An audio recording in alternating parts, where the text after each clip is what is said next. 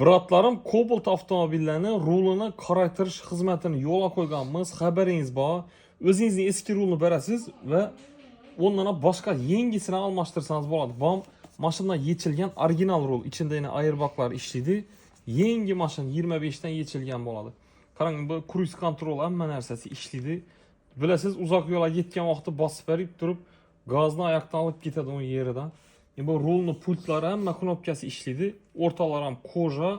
Bu yonlari yana o'sha vaqtda qolib, приятный etib, perforatsiya etib ishlangan. Uzoq yo'lga ushab ketgan vaqtda qo'lni dallatmaydi ham, qo'lga удобный ushash. Mazza bo'lib turibdi, kojalar ham original kojadan tikilgan.